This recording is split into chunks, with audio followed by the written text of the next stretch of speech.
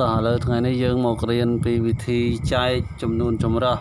លោកគ្រូមាន3លំហាត់សម្រាប់បង្ហាញដល់បងប្អូនទាំងអស់គ្នាថ្ងៃនេះទី1ចំនួនចម្រោះចែកនឹងចំនួនកត់ចំនួនចម្រោះចែកនឹងប្រភេទចំនួនចម្រោះចែកនឹងចំនួនចម្រោះអញ្ចឹងដើម្បីចែកចំនួនចម្រោះលោកគ្រូលើកពីចម្រាស់នៃប្រភេទសិនឧទាហរណ៍ថាឥឡូវ4លើ5ចម្រាស់វាទៅប៉ុន្មានបាទចម្រាស់វាមិនចម្រាស់ទៅជា5លើ4វិញមិនចឹងហ៎មួយទៀតចុះបើ3លើ10ចម្រាស់វាទៅជា10លើ3បាទហើយចុះបើលោកគ្រូមាន20ចេះ20ទៅទេចឹងដឹងចម្រាស់ទៅប៉ុន្មានអត់បាទ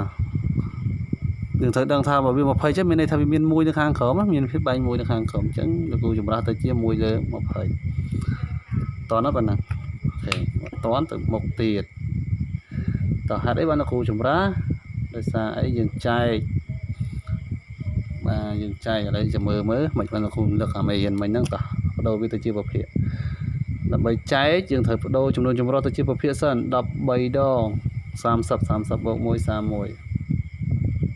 31លើ10វាបែរទៅនៅដែរណាចែកឲ្យ5នេះ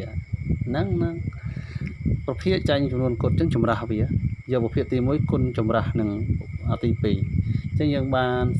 31លើ10គុណចម្រាស់នឹងចម្រាស់5ទៅជា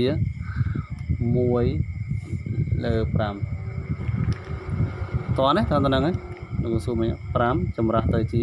1លើ5តោះណាទៅហ្នឹងសង្ឃឹមថាតន់បន្ទាប់មក31ម្ដង31បាទប្រភេទគុណប្រភេទយកភាគយកគុណភាគយកណាភាគបែងគុណភាគបែងអូខេ15ដង50សរសេរទៅជាចំនួនចម្រោះកើតទេណាដោយសារភាគយកធំsorry ដោយសារភាគយកទៅជាងភាគបែងហើយចឹងយើងសរសេរទៅជាចំនួនចម្រោះអត់កើតទេតទៅមួយទៀតលេខ2ដល់វាទៅជាប្រភេទលឿនត5 2ដង10 10បូក3 13ចែក sorry ដាក់លេខសិនចែកឲ្យ4លើ6អានេះប្រភេទស្រាប់ហើយមិនចាប្រភេទស្រាប់ហើយតាតោះចុះប្រភេទទី1សូត្រដើម្បីចែកប្រភេទនិងប្រភេទយកប្រភេទទី1គុណចម្រាស់ប្រភេទទី2ប្រភេទទី1មាន13លើ5គុណចម្រាស់នឹងប្រភេទទី2គឺ4លើ6ទៅជា6លើ4អូខេគុណមក6 3ដង18សេលេខ8ត្រាទុក1 6ម្ដង6 6បូក1 7អូខេ9ដល់20តោះសរសេរវាទៅជាចំនួនចម្រោះវិញដោយសារភាគយកធំជាងភាគបែងអញ្ចឹង78ចែកឲ្យ20យើងបាន3ដង23ដងវា60អញ្ចឹងដកមក8 1អញ្ចឹងយើងបាននេះលេខ3ជាចំនួនកត់សំណល់ជាភាគយកភាគបែងទុកនៅដល់ដែរសម្រួលបានឡើយណាយើងសម្រួលទៅគ្រូបានសម្រួលឲ្យទេសាក្តាខៀនវាចង្អៀតហើយអញ្ចឹងយើងសម្រួលទៅណាឥឡូវចែក2ខំចែក2មកបើយើងចង់សម្រួលតោះលេខ3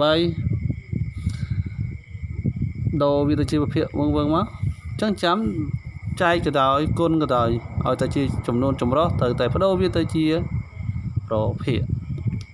6 4ដល់24 24បូក2 26 6នេះទុកនៅដល់ដែរសញ្ញាចែកតោះ4ម្ដង4 4បូក3 7 4ទុកនៅដល់ដែរតោះតែតោះភាគទី1គុណចម្រាស់4លើ7គុណ4 6ដង24 4 6ដង24ចា4 6ដង24សេលេខ4ត្រាទុក2 4 2ដង8 8និង2បាទ8និង2បាទ10 6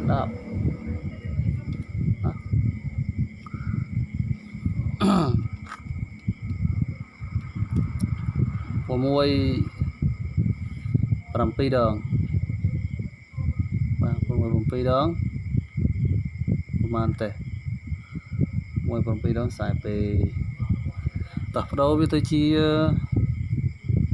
ចំនួនចម្រោះបើយើងចេះលំហាត់3នេះគឺយើងអាចធ្វើបានហើយណាតោះយើងបដូរទៅជាចំនួនចម្រោះទៅ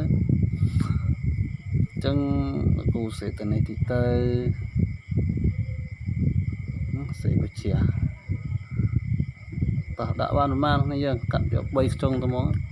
អូមើលឃើញហឹងឥឡូវធ្វើគ្រូមកនឹងធ្វើជាចំនួនចម្រោះស្មើប៉ុន្មានណាឃើញចម្លើយតម្លាក់ឲ្យគ្រូផងអូខេបាយបាយ